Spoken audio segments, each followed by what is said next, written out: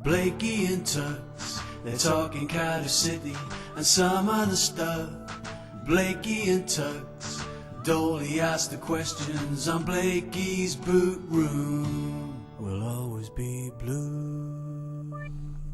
Hello and welcome to another Blakey's Boot Room. I'm Gareth Rogers, with me Nathan Blake, Steve Tucker. We're talking Cardiff City as ever on the back of a quite impressive 1-1 draw at Brighton, isn't it?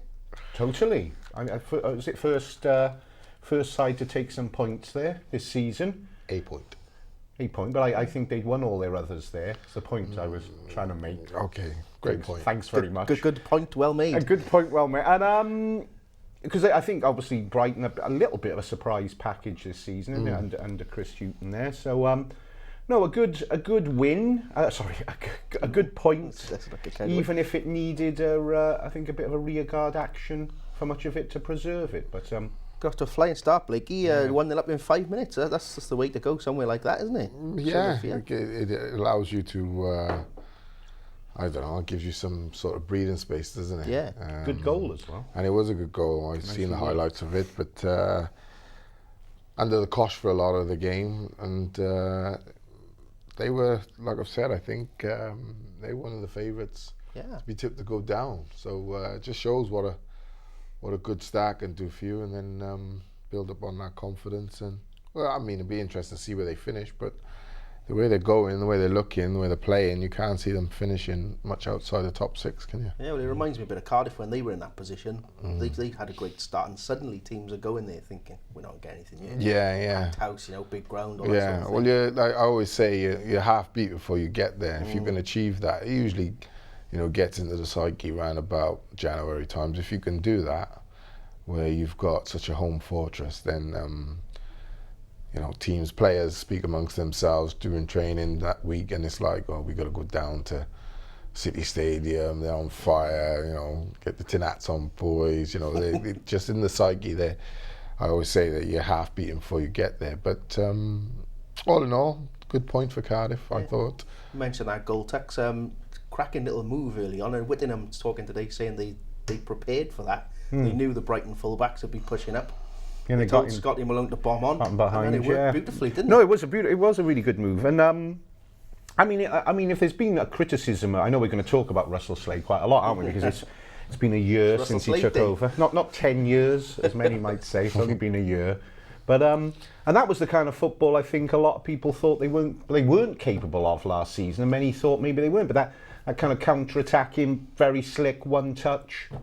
Very, very nice goal again, and from Joe Mason as well, who's bursting with confidence.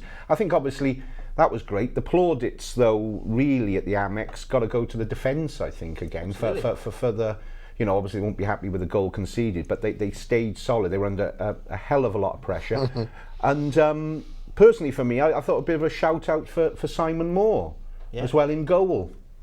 Yo, you shouting out? We're shouting out. We're representing. Block party. You having block parties next? As youngsters say. Okay. No, I mean, obviously, he had that little start to the season because of David Marshall's suspension then, and if you remember the opening game of the season, he had that disaster, and I felt so sorry for him because I'd spoken to him in the summer, and he'd been really bigging that Fulham game. He had that horrible experience, but he's looked solid, and I thought now with Marshall suspended again, obviously, he pulled off some cracking saves and some really important saves as well, and he's really proving, I think, that he can be relied upon, and I think in a little bit more than that, he's just showing what a sort of fine keeper he is. Yeah, well, he is in his own right, so that's nice, but looking back at the start of the season as a whole, what would you give it out of 10, Blakey? Was it 10 games now, is it? Coming up, we've got 10 games played? Thereabouts, you must have been listening to Cole Robb on the weekend, yeah? Because I said 6. 6 out of 10? Yeah, so Did you? far, yeah. No, I Yeah. wasn't listening. Yeah, no, I said. Hey, you think I haven't got better things to do than listening? I get enough of you here than spending my time listening to you Shut up. looking at the poster on my bedroom wall. Moodling around my house and all that. 6 out of 10, I'll go for 7. Good. Well, you've got to be happy with that. I mean, there's a couple of little issues, I suppose. Two defenders, I guess, seem to be getting in the neck today. One is Sean Morrison, made a couple of mistakes. And the other is Fabio, who got booked, and Chris Hughton said he could have been sent off. A bit harsh, or? Well, he wasn't. So, doesn't matter what Chris Hughton says. You know, I'm sure there'll be times throughout the season where decisions will go for his team. Yeah, I think if you've seen the highlights, seen the game, it was quite obvious that Fabio could have gone, but he didn't. So, no big thing. And Morrison, like I said a couple of weeks on the programme, he seems to make mistakes so that are highlighted, and usually result in goals against, but it hasn't been the case, and they rode their luck. They really rode their luck. Right at the death as well, it could have conceded. But hey, at the end of the day, they've got a point, and you move on to the next game. I think at the minute would be. I mean, everyone's talking about Manga. I mean, of course he's a class act.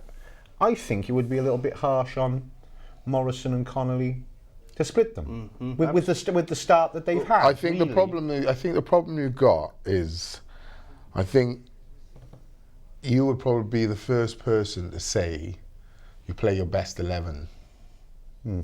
I'd be second. I tend to go with Yeah, you play your. Doesn't everybody say that? Yeah, you play Who's your not best. saying that? Yeah, you play your best 11. He's about to not say that. But then I'm He's saying. always contrary, Blakey. Yeah, I'm just playing devil's advocate. Ah, not again. So Yeah. Okay. if that's the case, do you play him? Do you put Manga in, or do you leave him on the bench and leave the partnership as is? Because the longer the partnership goes on, and they're doing well, you can't drop him if he loses one game in every 4 or 5. Well, you can't drop anyone if they lose one game in every 4 or 5. So they're losing one game every 4 and 5. no, but you understand what I mean. Well, no, not necessarily, because you might be drawing 3 of them. Right. Plausible. It's plausible.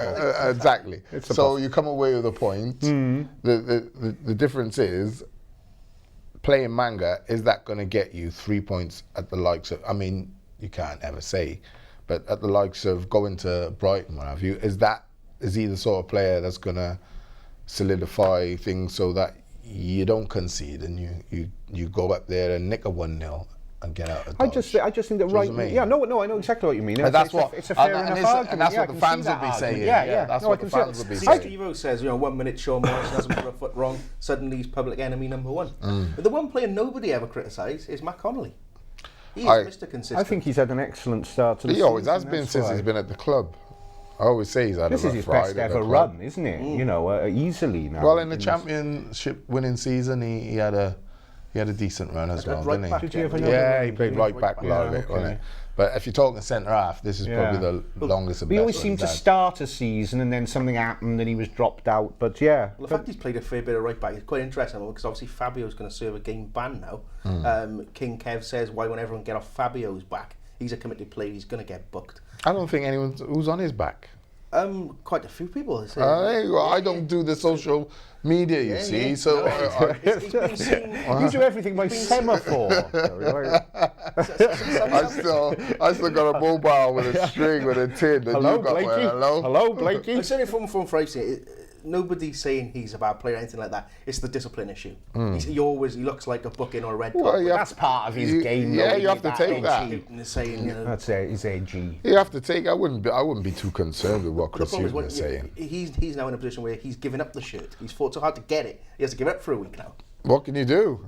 What do you do then? Well, you have to play someone, and then if that person... Is Peltier injured? He's back now. He's back now. Well, if Peltier comes back in and he plays, Peltier knows he has to play to a certain standard to maintain the shirt himself. Fabio then can't complain. But is the emphasis on Peltier anyway? Isn't it Malone that's under... I mean, that's who's under pressure. Well, Peltier's obviously out of the team now, isn't he? Because it's Fabio and Malone at the team. But I mean, if Peltier came back in fit, you more likely that he would drop Malone and put Fabio back at left back. Yeah, but obviously Fabio's missing the next game, so... Well... with his So back. it's going to be Peltier and Malone. I mean, it's not going to be not going to rocket science, is it? If Peltier's fit, he's going to Could play. Connolly switch to right back and Manga come in? Is that a possibility? Oh, I like it. It's left yeah, foot. I like the way. I like the way. It's a bit of a curveball you I chucked was in thinking there. of that. I was Yeah, I can tell you was. Yeah. He's been waiting for that. He's been- I walked straight into that. You did, Possible. Okay, I mean, that's a Unlikely. possibility. Unlikely. If you listen, if the manager wants to get the player in, he's got the best opportunity now, hasn't he? Or he's not the best opportunity. Well, the best he's had since he's been fit. So you would say, well, there's a way of getting in, but then you're moving around. You're splitting up a partnership Connolly would be of unhappy. Morrison and Connolly and moving, but Connolly is always the fall guy. Exactly. And Connolly, I And interviewed him. I always say he's our most consistent defender for years. He hates being moved around like that. He Yeah. was quite open. I spoke to him when we were in Holland, and he did that. He did a really honest interview. He just said, "I've been shunted around. I've been in and out of the side. I'm sick of it." So if you were going to don't move blame him over to right back, all right, he's still in the side. He's almost But a you're gonna victim of lose his him. own versatility then, though, Yeah, isn't he? yeah. Is that... Well, that's happened to a few players, hasn't it? That utility player. Okay, we'll go on to Russell Slade in a minute. Just a couple of people have been criticising or talking about Noon and Amiobi as two players. I mean, Mike says they're two players with pace. They have to be in.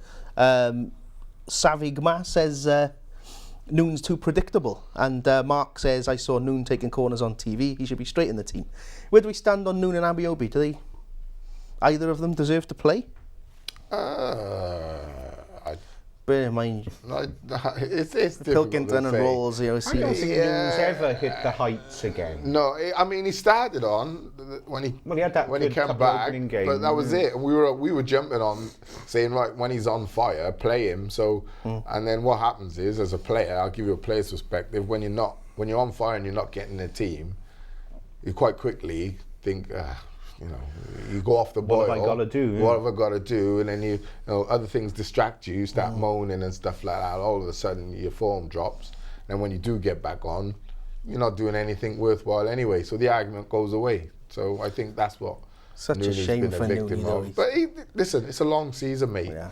It's a long season. You know, he's just got to pick up his form and be a bit more consistent with it.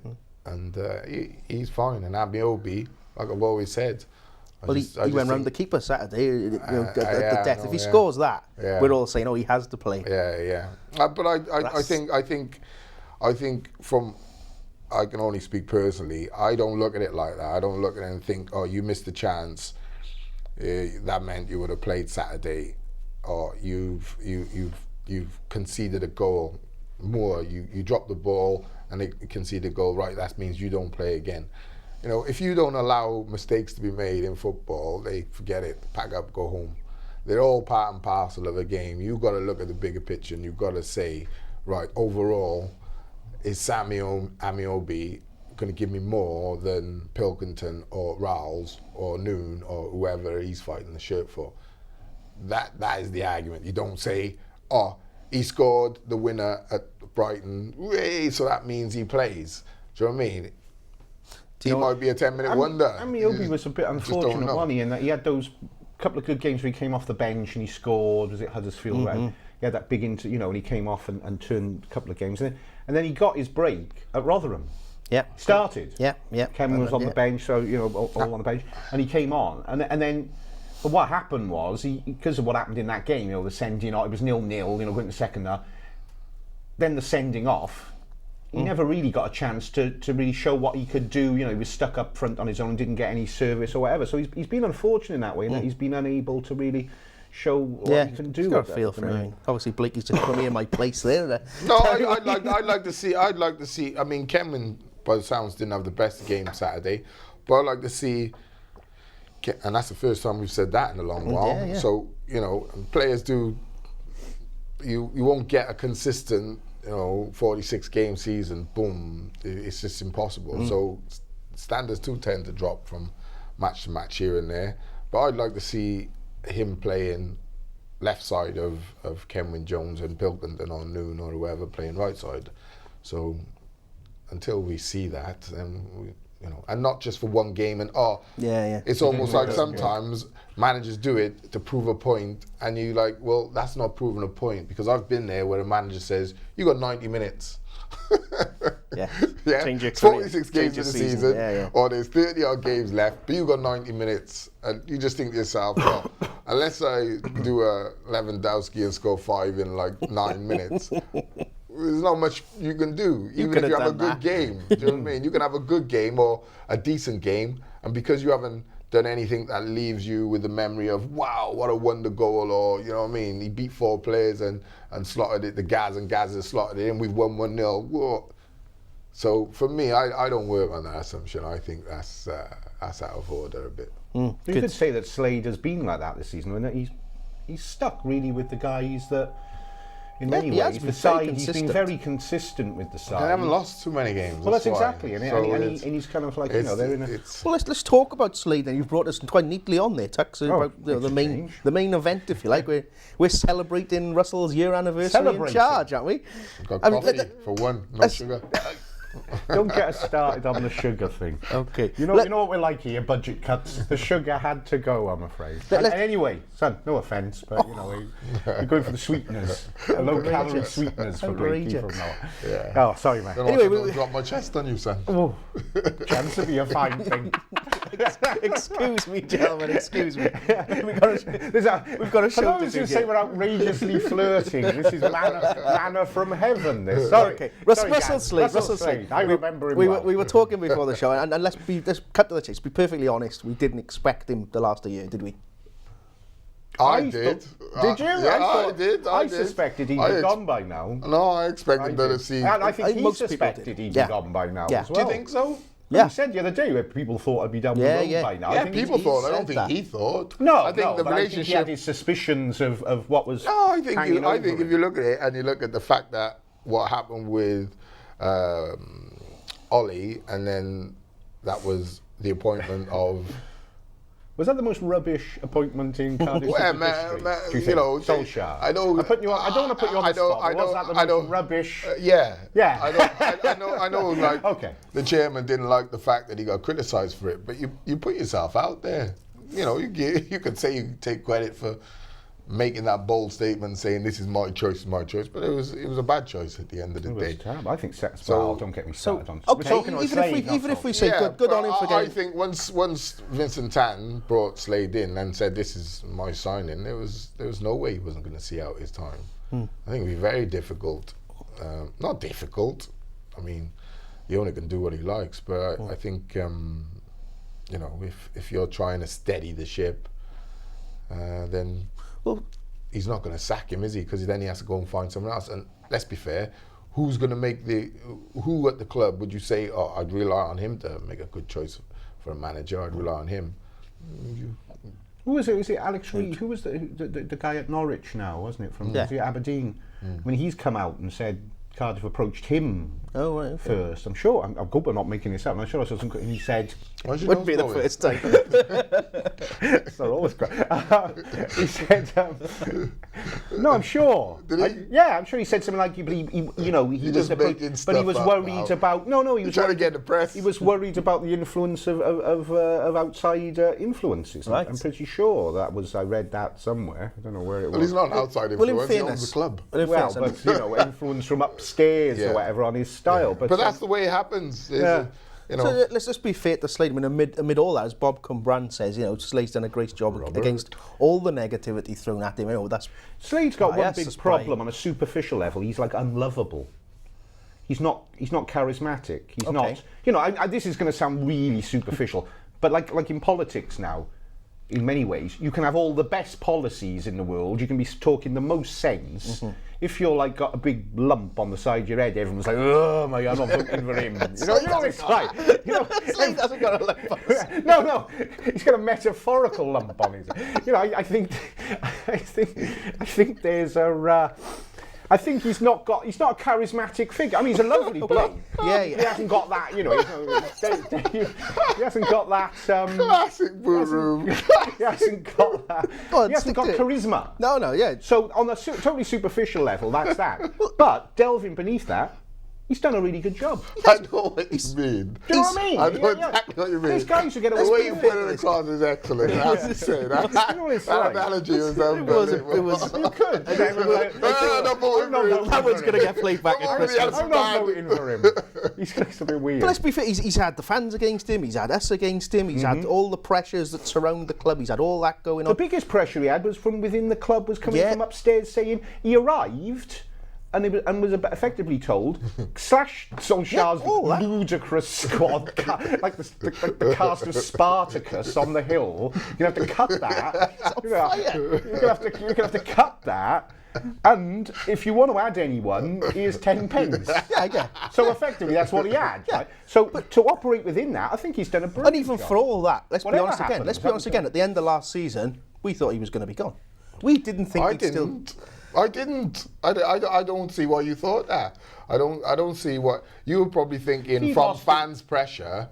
I just didn't see it. I really didn't. Mate, if he'd I didn't lost see. the first 4 games, he would have been under. But you're asking massive. listen. But you're asking the owner, who's hardly ever here, to sack someone that he's put in charge. Yeah, but that does He's going to happen. give him. Yeah, but he's going to give him time, isn't he? It's only what we're talking about, 1 year, Yeah, and you'll say it. This is what I don't He get. has a long time. It is. It's a long You time see, in like football. Brendan Rodgers, Feels like an second eternity. longest serving manager in the Premier League, 3 years. I'm like, wow. yeah. But I don't think like that. Even if you thought that and he did get sacked after 6 months, I don't see the logic in But that. it's all right to say I don't think that. Yeah, I don't but- call for managers. A tipping point always comes, right? If they were like 19th now, and mate, I don't care how much Vincent Tanner's behind him. Whenever the pressure- external pressure. Let's- the let's- fact- I couldn't imagine what agree this more. show would be like if they were like they just lost at so and so. Oh, yeah, but let's gone you tonight. know, We'd be saying, you hang gotta- on, I mean, we- enough we've is sat enough. You got to review it. When he took over, they couldn't win away from home, right? And they couldn't win at home. One or the other. They got that sorted, then they lost their form away from home, or They vice didn't versa. win away for ages. Then it switched, didn't it? Where they could win away and couldn't win at home. Yeah? Then they flirted with relegation for a little bit, and then all of a sudden results went up and they finished 12th in the table. Yeah. So all in all, 11th, I think. yeah, all in all, you could say, right, he settled things down. Yeah. So Vincent Tan at the end of last year would in no way been looking and saying, right, I'm gonna get rid of and bring in so and so. If you're trying to settle things down, why would you change him again in 6 months' time? If what's coming from upstairs is right, we need just a nice solid foundation. We need to calm down and just like get through a year or two, and see where we are. You wouldn't keep constantly chopping and changing due to media pressure or due to fans pressure. You would. Unless You would if the situation was There's dire. only one thing you can say is a set of results, and at no point, as you just admittedly said, there hasn't been a run of results where you think to yourself, right, you got to get rid of him. No, definitely not. So I my was point just is, saying he's doing a good job. what's giving you the? I think that- Well, yeah, I feel like I'm defending him to the max here, but I'm like, at what Don't point? overdo it. Yeah, at what point were you? Where last the season? end of then last we- season, it was people didn't like the style of play or whatever. It People- got boring. It did. People it were did. fed up It with did. things other than the It manager did. himself, and But he was getting to make the didn't we skills. say the wheels were going backwards so quickly that you had to get it where you stop that.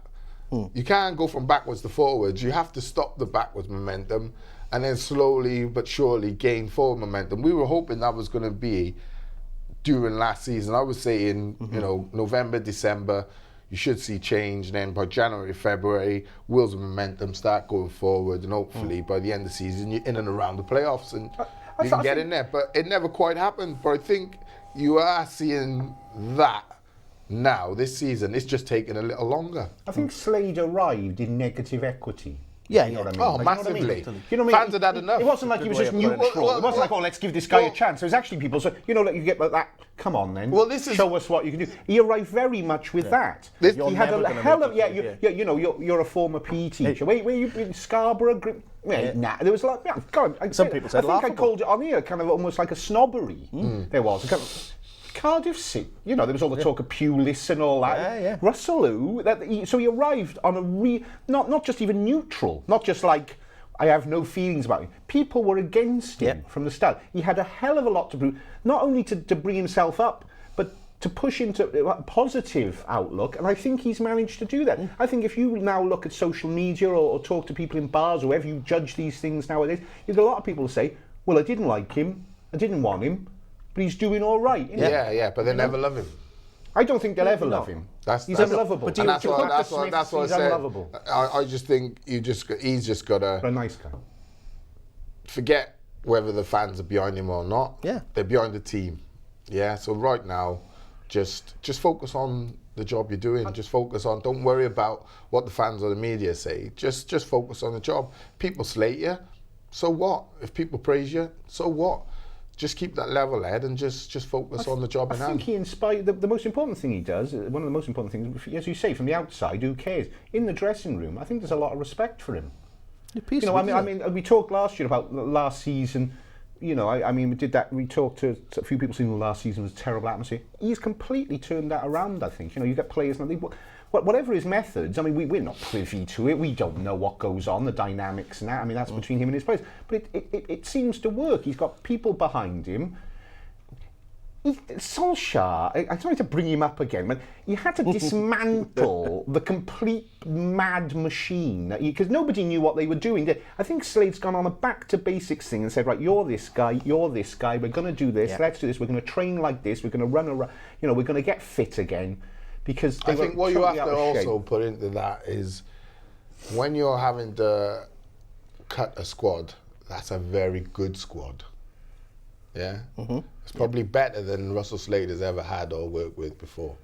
So there's a factor that tells regardless that with the signings. Right, so regardless of there was an imbalance in the squad, but you had a squad of ridiculous players, mate. talent. You had so if you're streaming that squad, you really and truly, it shouldn't be that difficult to get a good championship team that's going to be in the top 10 out of the players we had, regardless if they've been brought in by Malky, whether they've been brought in by Solskjaer. Dave Jones in some cases. I look at some of Slade's signings and think, like last year, like for me, we were saying, what's his name? Mason. How can he, 2 years ago when he got promoted to before he got promoted, he was Cardiff's most important player. He was always better than the signings that Russell Slade brought in. I think that's where you look at Slade signings and you think to yourself, people would be able to, I know friends of mine, that's where they criticise is his signings. He's not really playing any of his signings. One or two of them. That's the point to be made. One or two of them are playing here and there, but he's basically used what was already there. Yep, exactly. It's been trimmed down. You have to give him credit for that, and he's using the squad. So the players that he signed and brought in haven't cut it, and that is a very. That's worrying. That's the it block. Is that's worrying. the block. That's the one big block. I'm only talking about it because I'm going through them now. I'm looking at a piece that I'm doing. We're looking back on 1 year. Cheers, man, for setting me up. We're all setting each other up. It's like a dynamic. It's almost like we don't hate each other anymore. Everything's coming up good. But no, that is the blot on his comic. If you look back at some of the signings and the way they're being utilised, I mean, the only Slade signing that started at Brighton, Scott Malone. In recent weeks, it's been Peltier. Well, it's been Peltier really consistently at right back. Well, and I mean, I suppose that proves Blakey's point there. It was an unwieldy squad he inherited, but it was packed with talent. So you look at Alex Revels and your Stuart O'Keefe. I mean, this is absolute. You can't even say it. You can't say it without making someone unhappy. But it's rubbish, right? It's just, this is not good enough. The signings are poor. But what he has done, I totally agree with Blakey. He's managed what Solskjaer completely didn't. Was out of that squad, unwieldy magic squad, he's actually managed to go and bring it into a team. Do you know what I mean? And that's the good thing he's done. Even if the signings he's made have been totally underwhelming, and it's shown by the amount that they're being used. I think through the signings he made, I think as a manager, when you're involved in football, you have to understand the level where you're at. Yeah, and I think the signings he brought in were beneath the level of where we were at. This was the thing. It's Totally. like I would with that. use the analogy with Liverpool and Brendan Rodgers. Yeah. You know, sad to see him go, right? Because he is a talented guy. No matter what you say, of course he is. he is talented. I just think that job is too big for him, in my personal opinion. But I don't think. I expect Liverpool to be able to sign the likes of, you know, Tevez, the likes of... To go to Juventus, Real Madrid and compete. Pirlo, I expect him to sign the likes of, you know, Ibrahimovic. It's Liverpool. Yeah. Right? I think what he's done was go and try and build something and put it up. Well, the buzzers are circling. He's building a mid-table Premier League buzzers side are circling. at Anfield. You get something decent, i.e. Raheem Sterling, Man City's just going to swoop and take him. Times have changed. You ain't got time to build like that anymore. That's not at that level. Not at that level. No. And I think that's where Russell would probably look now and think, if I had the opportunity to sign players, or I hope that if he has the opportunity in future to sign players, don't look that way. Yeah? Okay, you might pick up one or two potentially young, up and coming, but make sure you get them involved and play. But look that way. Look up. Look what you can pick from the likes of Premier League clubs and what have you. Because at the end of the day, you are trying to build a team that's going to be able to handle the Premiership. What you don't want to do is get to the Premiership and then have to spend 60, 70 million, 80 million, 90 million quid. What you want to be able to do is say, well, I have a nucleus of a squad, i.e. Bournemouth, i.e. Norwich, and say, you played in a few, didn't you? Right, and say, right, now we sign, we may spend 60 million on 6-5-4 players, but those signings would be considered bigger than what I've already got at the club. I totally agree with Blakey there. I think his tactic has been almost like the wrong way around in that he's looked back. But it's what most managers do. That's what the players he knows, isn't he? Yeah, that's what he's done. He's looked down to where he's been and he's brought people back, and that's really worked. And he hasn't done enough looking at the Premier League and looking at guys there who are at that standard. And it doesn't have to be Premier League. It could be European leagues. Yeah. You know, your Norwegian leagues. Most Scandinavian. Don't say Norwegian leagues. Scandinavian. Come on. But you know, Italian, Spanish. You know, listen, the name of the game today is contacts and recruitment. If you got contacts and recruitment across Europe, you should be able to put together a very good squad. Let's just move on. I wanted to talk about say a bit more, but since you've brought it up, let's move on to the two Cardiff sister clubs, if you like, Sarajevo in Bosnia and Kortrijk in Belgium. And stories are starting to surface now that Kortrijk are involved in the recruitment process at Cardiff. And they're looking at players, young African players, and various, you know, this Sardi was one.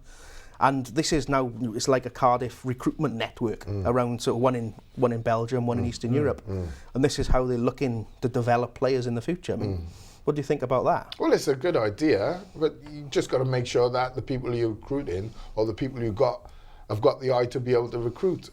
Yeah? Because you look at what happened in the past, and this isn't down to the owners. You look at like the signing of Cornelius, and you think to yourself, I just thought to myself, I seen him run on the pitch. I'm sat next to Tux, and I said to him, "You run on the pitch," and I said, "No way." And he was like, "Well, you can't say that." That's what I like about you, mate. Give someone a chance. You got off the coach. And he thought, nah. But I had reports from the training ground, right? Yeah, on what was going on, and then, like I said to Tux, he done something which showed me that he hadn't been coached at a high level or a decent level. And above or if he had, he had totally forgotten what he had been taught, because he run to the left back passed it to the centre back, he run back, passed it across, he run across, passed it across the right back, he run across, passed it back to the keeper, he run to the keeper booted, he was knackered. Right? And I said, what he should have done is when he run to the left back, what you're taught as a striker, you run from an angle to make him play a certain way. He didn't do it. And then, like, as things unfolded, you could tell by the rhetoric, they were saying, oh, he really needs more time, and he's one for the future. And all of a sudden I thought, That's one of those ones that they It's just know. what people want to hear about today. They've signed her. Cornelius. They've signed a dodgy. I'm just giving an example. No, I know what you mean. You know what I mean? So as long as the recruiting is better, So the recruitment I can only is see massive. these links as good myself. I can't see any harm Likewise, in yeah. these. I mean, I'm a bit worried about this Sardi. If we talk about specifically this Sardi guy, I mean, what is he? Is he turned up well? injured. Is he well? What's up with him? Is he well? What's he going to do? When's he going to arrive? I don't know. He's a few weeks short of fitness, isn't he? He's one for the future. They talk about championship level fitness. I know you probably know more about this. So they deal in stats, don't they, in terms of fitness? This is like a championship. This Slade demands But these this levels. knee is okay. That's Oh all yeah, I'm yeah, saying. yeah. He's just got to build up the fitness. Okay. But I mean, again. They've said the same things as with Cornelius, where he's a bit of a gamble. We'll throw him in and give him a chance. But they pay 10 million for him. Cornelius is a bit of a... And this is Guys, the if you think that's a bit of a gamble, I ain't going to the betting shop with him. Let's have a bit of a gamble. Hang on. But you're talking about these guys are not really costing anything because they're taking. No, it's a day. I agree. And they're getting a chance to bed themselves in a strong league. Yeah. No. I can only see these links with this Belgian club as good. I can't see how City. As you say, it's not like they're throwing Cornelius type money now there. So.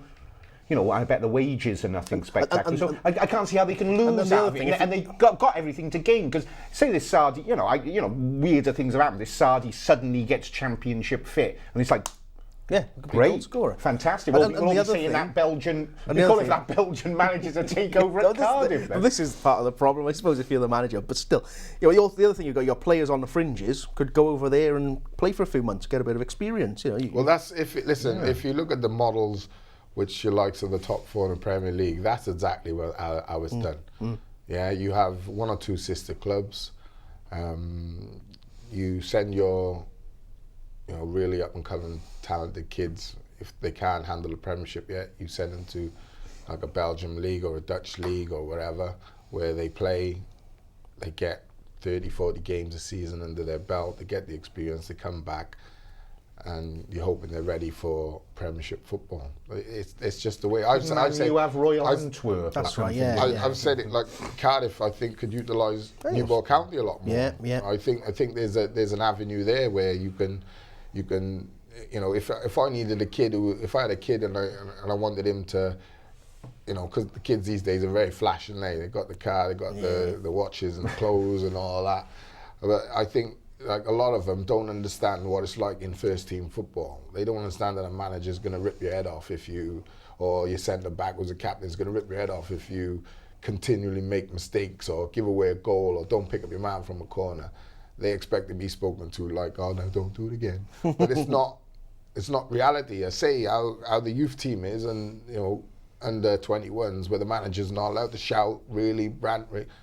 Mate, when it gets to first team, it's completely polar opposite. So you better, again, I'm used to first team experiences as quickly as possible. And if you've got a kid who's not quite got the knuckle, you send him to a League Two club. Well, they've done that with Semi Ajayi, haven't they? They sent him to Wimbledon. Obviously, Neil Ardley's the link there. And Slade said exactly what you've just said. He said, he needs to play every Saturday in games that matter. He's battling for points, that sort of thing. Yeah. I thought that sounded good. Because if you're good enough, technically, you'll show out in that league.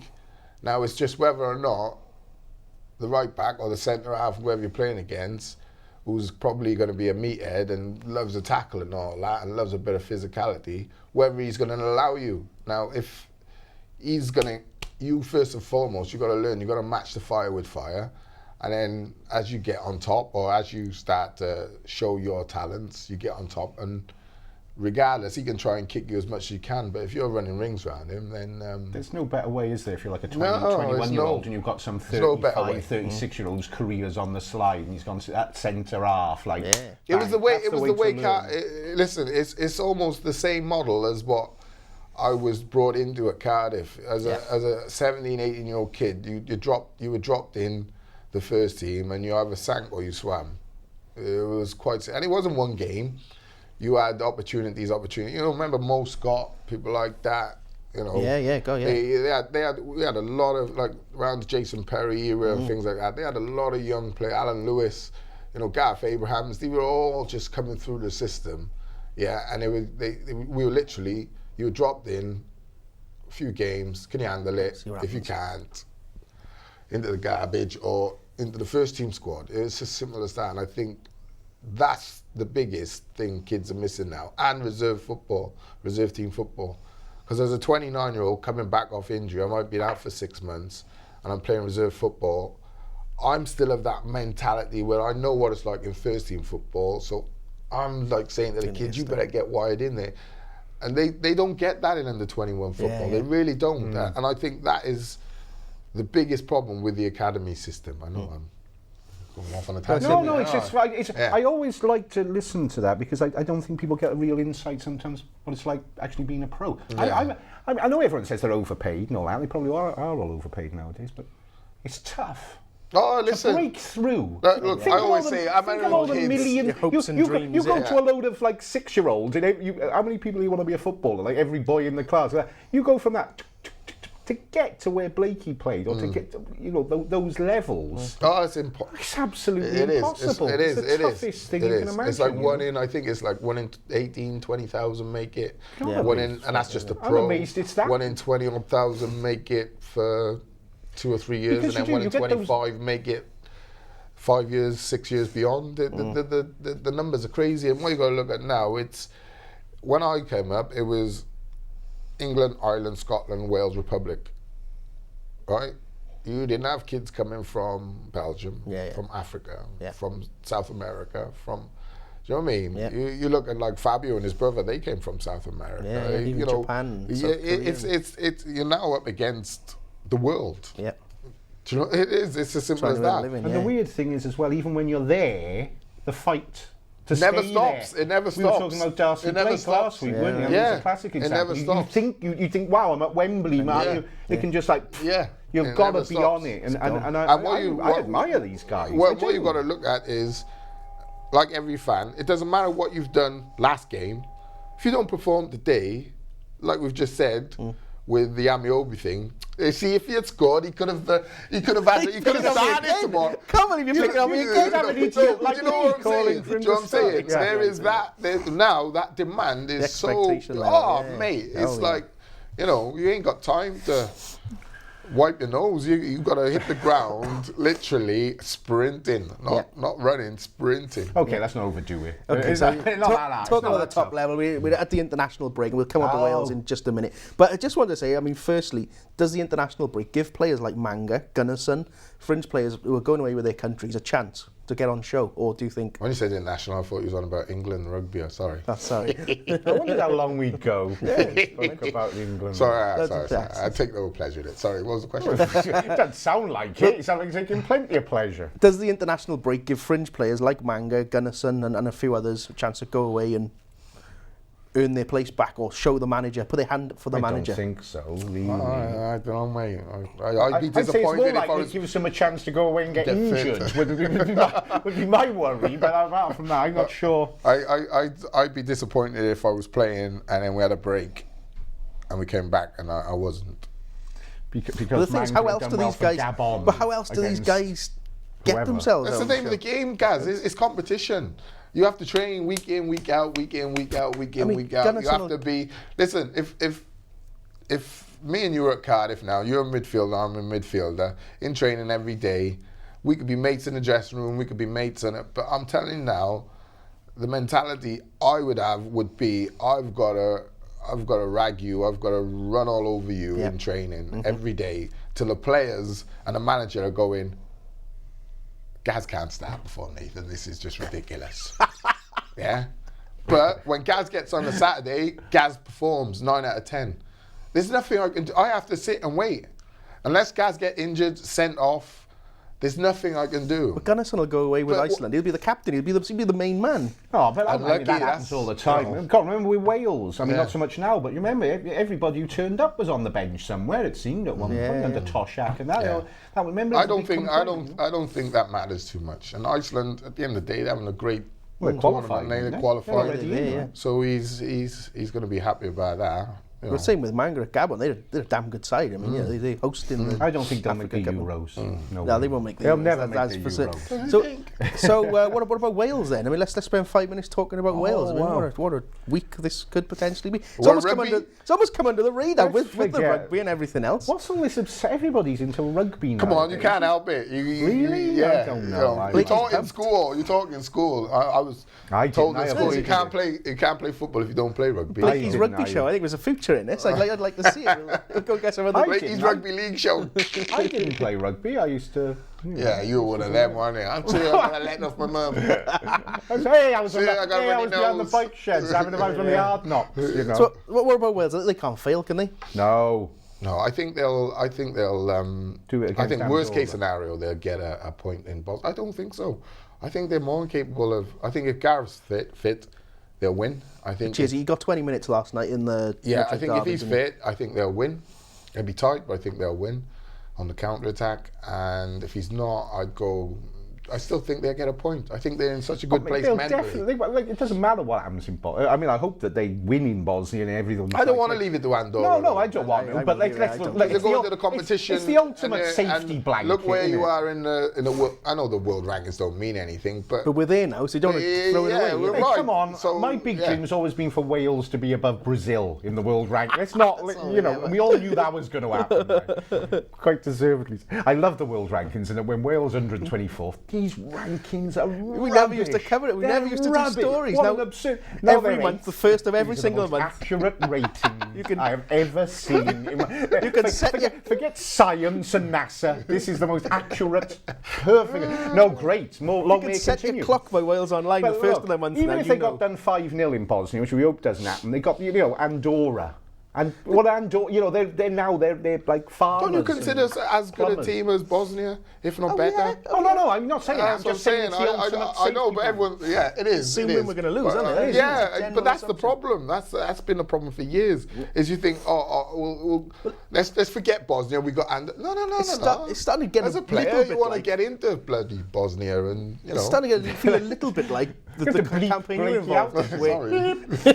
The campaign you were involved in, where it looked like it was a done deal, and then suddenly the doubt sort of gets set. I think I always say, I think Sparky is, top 10 Premiership managers, right? Yeah.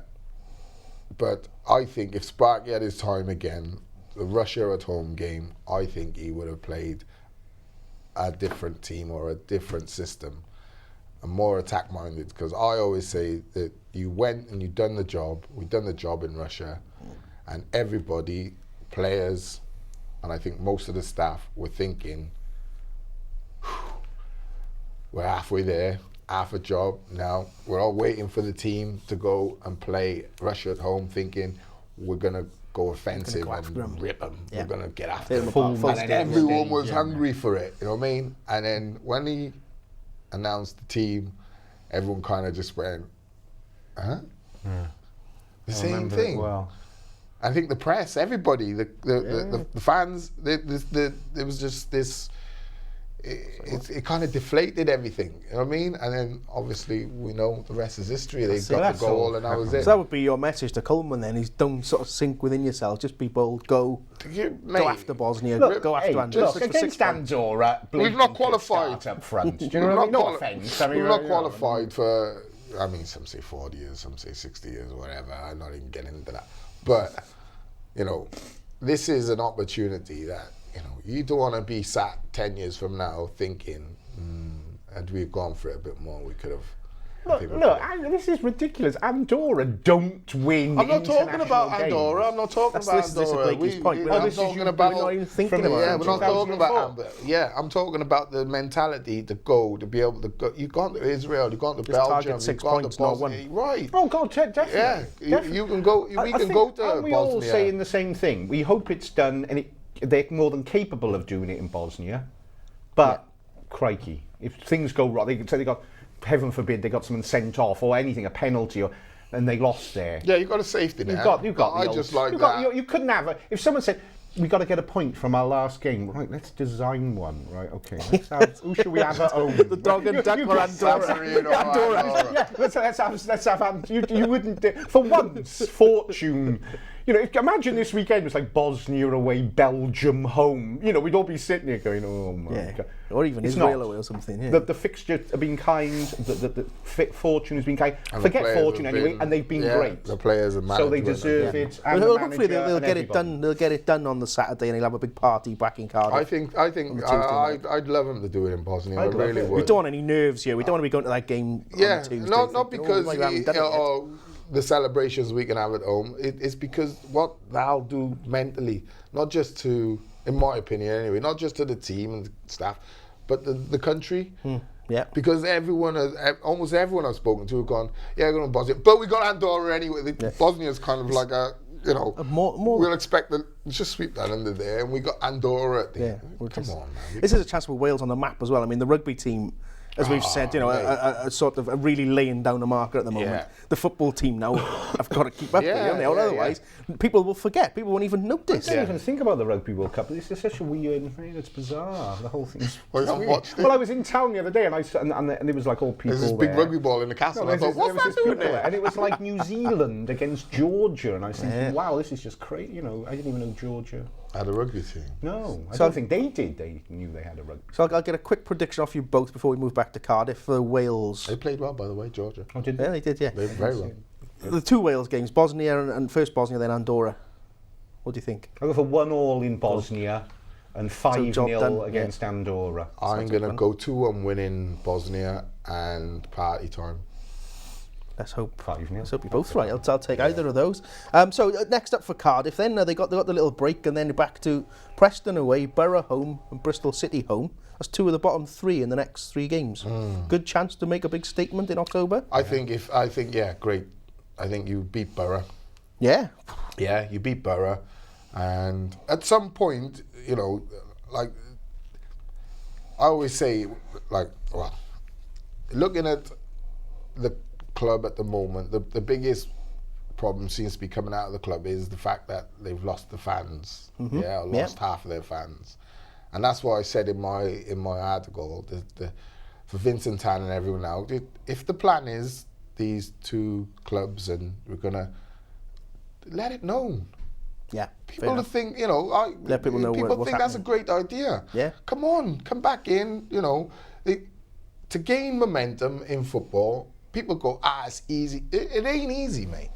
And right now, Cardiff are in a position where they've stopped the wheels going backwards, halted them, and they've got this momentum going forward at the moment. You know, if you were planning things of that nature and, you know, you have a plan then to reinvest in the club and what have you, you know, you don't have to know every in and out, but just give the general plan so people know where we're going and what we're trying to achieve over the next 3 years then, your short-term plan. I just think whatever your strategy is, you know, it's no point keeping it secret. It's no big deal. Do you know what I mean? This is...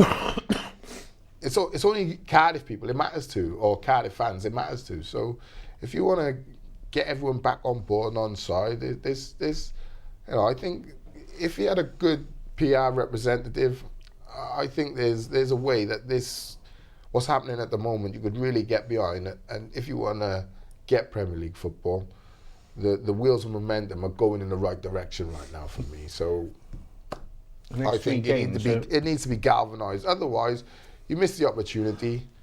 And you look at, I'll use an analogy, young Noon. 4 weeks ago we were saying he's on fire, and then boom. Do you know, if you miss your opportunity, you don't always, you might see Nooney come back again this season, you might not. We've seen worse Cardiff teams than this, beloved, haven't we? That's the point. Yeah. Now everyone, from Tan to Slade to the players to the fans themselves to us, the media, has got to sort of unite behind this. It's got to be, and it's the only way you're going to get success in the modern day football. Yeah, I tell you, I was watching Match of the Day, and I was looking at the social media, and they were talking about, this comment has come in, like we're doing now, this comment's coming in. I was thinking, well, the difference is like 30 years ago, the only comment you would have was a paper, and if you didn't read it, you didn't know what was said. Now, you can't get away from it. Everyone's opinion is in. Do you know what I mean? Yeah. So I just think this is a great time to try and push the club towards where they want to be, and that's Yeah. back to the Premier League. That's it. No reason to be negative, is it? No. So where do you think they'll be by the end of October, Tux? Well, I was going to say, I Bottom. think it's a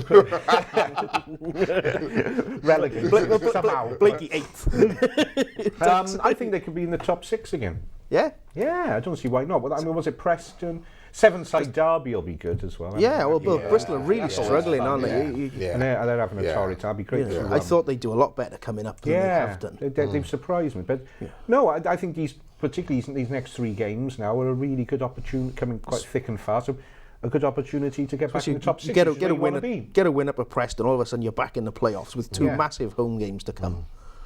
All of a sudden, then you're talking serious. Bristol Rovers is another place our players could go and play. Yeah. Another good club. Sorry, I was just... I don't know where that came Wow, mate, Just thinking out two loud conversations there, sorry. Yeah, Thinking yeah. out loud. But no, Yeah, I mean, help a those good, out. a good Well, I start look forward to the that Bristol derby. It's not been... That's the last... It's been a few years Yeah, now. it's They been, what, dropped 6 down, years, didn't I they? reckon, And so Cardiff went up. We'll have a positive show before that. We'll have a good, Yeah. We'll have a good bit of positive banter. show. Is Good it? positive. How much more positive do you want it? In fact, Oh, mate. I think we only had one comment saying we've been negative, so that's real achievement. Oh, I don't care. So, sorry, Blake, Whoever where says. do you think they'll be by the end of October? Cardiff. I think they'll be. They won't be lower than 8th. I don't expect. I think they'll be between 4 and 7. Yeah, something like that. We'll I think take they'll that. hang around there. Don't get too specific. They'll be somewhere between 1st and 22nd in the league. And that was the one final thing I Don't wanted to narrow ask it you. down. Obviously, the end of October. Are we then serious about the league table at that point, or Slade said 12, didn't he? Slade said 12. this Don't would be look at the this table. would be 12, wouldn't I it? This remember I always say I played under Eddie May, God rest him, what a man. And when we won promotion, I think we were 12th come Christmas, something like that.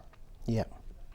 And by March, we were top and storming, So it can be done. It can be done from So outside. that's rare, though, isn't it? But it is rare because you have to go like win. Yeah. And you had a phenomenal side for the They're within level. striking Yeah. distance, though, Yeah, aren't they? yeah. You know, I wouldn't say Cardiff at the moment have that sort of. They're not that much better than the rest. Oh, but winning is a mentality. Yeah, true. Gaz, you know what I mean? True. If Cardiff went to Brighton, won 4 or 5 games on the trot, you would see a different level of performance again. I guarantee it. They're not a top 2 side, though, are they? They can be. Look, it is. Well, at the start of the season, would you have said Brighton are the top of the table side at any point this season? No, but After they about kind of 5 prove games they're when they there, pretty they're much top. won They've the- Yeah, done but what it. I'm saying first 5 games, is what was the biggest thing people are saying, because they've won all their home games. It's built on being confident and building confidence and getting better. What I'm saying is your confidence level is at 4 or 5, or your confidence level is 9 or 10 or 8 or 9. You play totally different. It's the same play. I hope you're right. I can't see it myself, but a playoff place would be brilliant. One final one for you, Tux. Has Tux got over his abhorrence about flags, drums, bands, and rah-rah dancers? Oh, yes. Well, Hey, hang on. No one said anything about rah-rah dancers. The Palace game on Wouldn't it be the great if- weekend.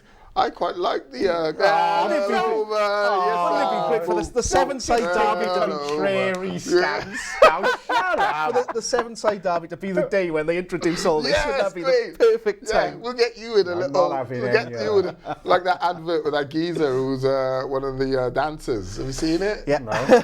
No, we haven't. In America, yeah. I haven't. No, I'm You're a still against cheerleader. it. Still against it. Okay, No, bring brilliant. it in. Bring it Still in. as shit. Okay. Thanks for joining us.